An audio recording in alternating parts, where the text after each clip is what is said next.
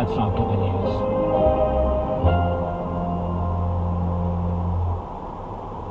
BBC News with Marion Marshall. The German car makers Daimler and BMW have unveiled a joint ride-hailing, parking and electric car charging business to compete with services provided by Uber and other technology firms. They're investing more than $1 billion in the venture. Gunmen in northern Mozambique have attacked a convoy of vehicles belonging to an American oil and gas company, the first such attack in an area where an Islamist militant group is active. At least 4 people from the firm Anadarko were injured. A convoy of about 30 trucks has evacuated more of the remaining civilians from Baghouz, the last village in Syria still held by the Islamic State group. The trucks were carrying mostly women and children. China has issued guidelines to try to eliminate discrimination against female job seekers. Employers will no longer be able to ask non-job related questions, such as whether women candidates are married or if they intend to have children. A court in Moscow has extended by 3 months the detention of a former US Marine who's accused by Russia of spying. Paul Whelan was arrested in December in a Moscow hotel.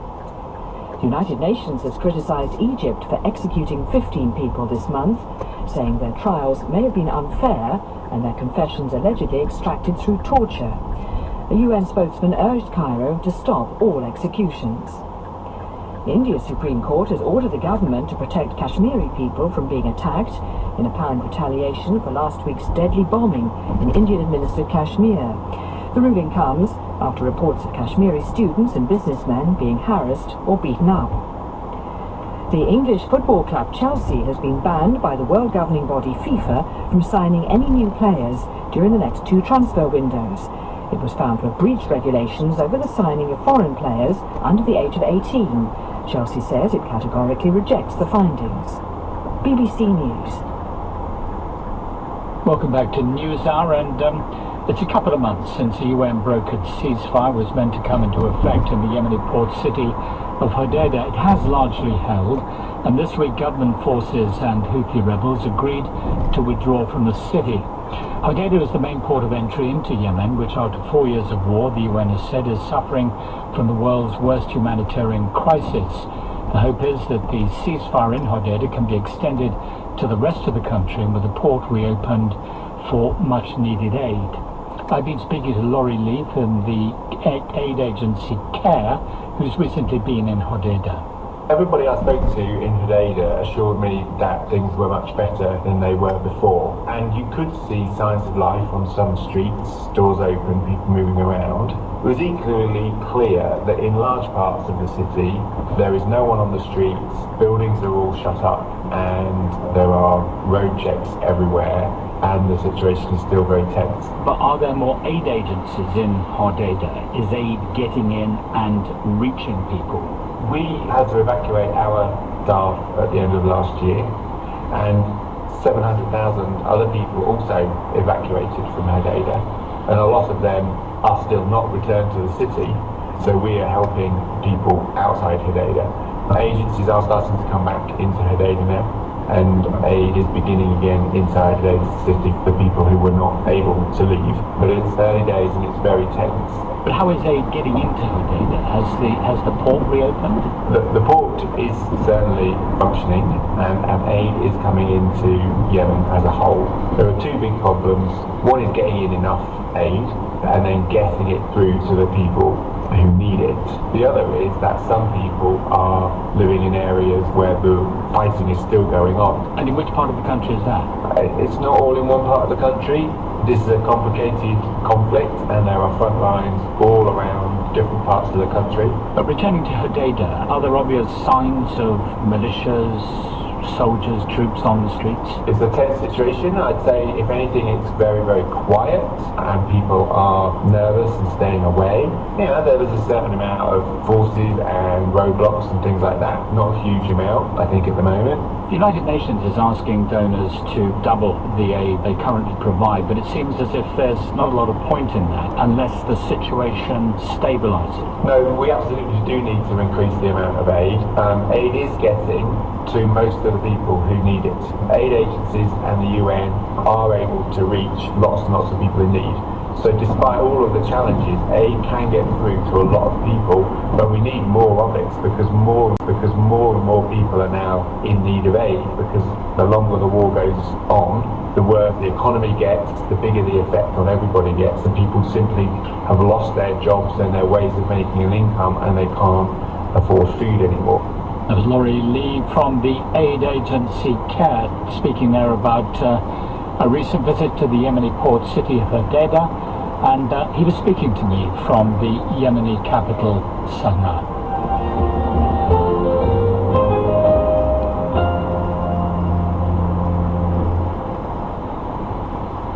You're listening to News Hour from the BBC. I'm Julian Marshall. And we return to Venezuela and the humanitarian aid that opposition leader Juan Guaido wants to bring into the country includes medical supplies for the country's now collapsed health system. Take malaria, for instance. In 1961, the WHO declared that malaria had been eradicated in 2/3 of Venezuela. But now it's back. And according to a new report in the British medical journal The Lancet, has reached epidemic proportions, threatening not just Venezuelans, but the rest of the region. The report also details the obstacles faced by many researchers and doctors in Venezuela working on malaria and other vector-borne diseases. Professor Oscar Noya is one of them. He's a medical doctor and professor in tropical diseases at the Central University of Venezuela. We voiced up his comments because of the poor quality of the line. We have been attacked many times by paramilitary groups. In recent years, we have been attacked 74 times at the Tropical Medicine Institute. They take our equipment, they destroy our animal care rooms. We don't have electricity because this group breaks the cables. We have been under continuous attack by these paramilitary groups. Anyway, we keep working. We feel that peace will come back to Venezuela and we will be able to reconstruct our institutes. And I've been speaking to Dr. Martin Llewellyn, who is at the University of Glasgow in Scotland. He's the lead author of the report in The Lancet. Malaria, as you know, is spread by the bite of a mosquito, Anopheles mosquitoes, and at the moment in Venezuela, when we reported, there were about 400,000 cases reported in 2017. More recent reports from people working on the ground and taking into account asymptomatic cases, so that's people who are infected with the parasite, can transmit the parasite, but don't actually have any symptoms. There are 2.5 million people infected in Venezuela at the moment with malaria, and that is coming up for 1/10 of the entire population. And that obviously represents, I would imagine, a sharp rise in previous years. Oh yeah, absolutely. I mean, malaria was bumping along right on the bottom of the scale. We quote a 360 approximately % increase since between 2012 and 2015, and then every year it's basically doubling beyond that. And is this malaria epidemic more prevalent in some parts of Venezuela than others? That's right. The Venezuelans were the first to really eliminate malaria and show that by coordinated vector control and treatment, you could actually eliminate it, and that actually galvanized a lot of people in Africa to go out and try and use the same model. But there's always been a little bit of malaria in the southeast of the province, near the border with Brazil.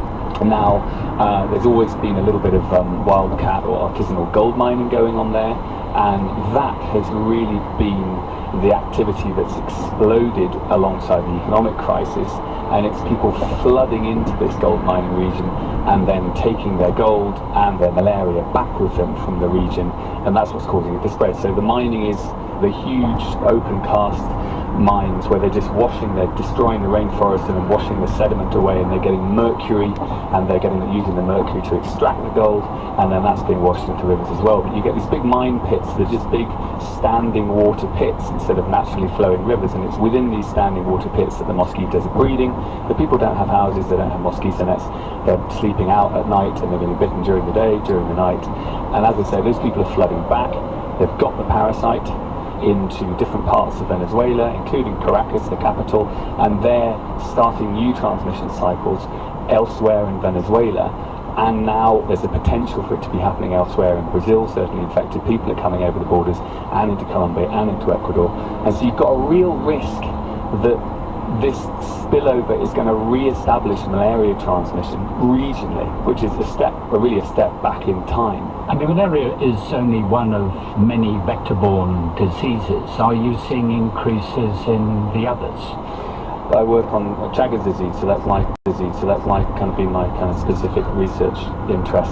You get infected, and about maybe 10 to 15 years later, you develop chronic heart failure, potentially chronic digestive symptoms as well. So, I mean, it's a killer, but it takes really 10 years to have its signature. So, in other regions in South America, vector control's really managed to keep that down to a minimum. So, you know, you're looking at sort of infection rates of about maybe less than 1% of the population in Colombia, Ecuador. In Venezuela, we used to be around there, we're now back up to 10 or 15%. That's really shocking. We had no idea that was going on. Why haven't we heard about this before, this increase in vector-borne diseases like malaria in Venezuela? It's a complicated situation.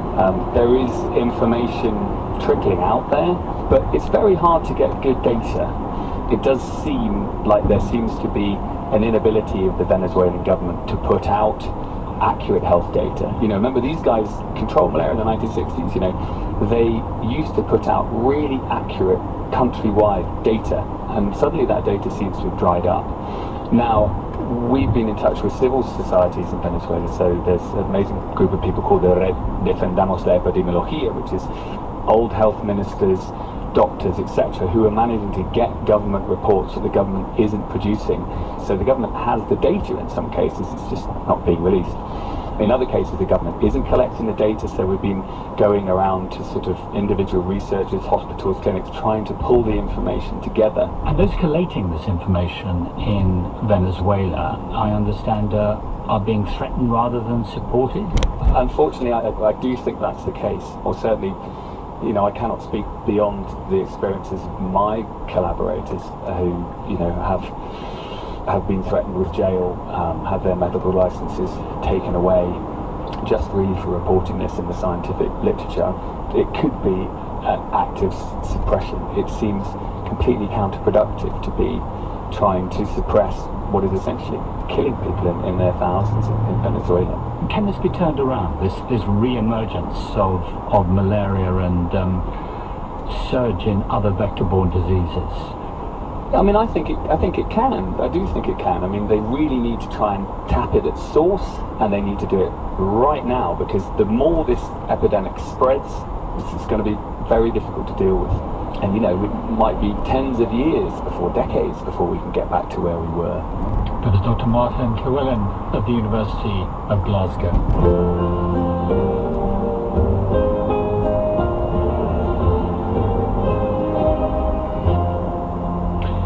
For decades, politics in Guyana on Venezuela's eastern border has been split along mainly ethnic lines between the majority Indo-Guyanese and Afro-Guyanese groups.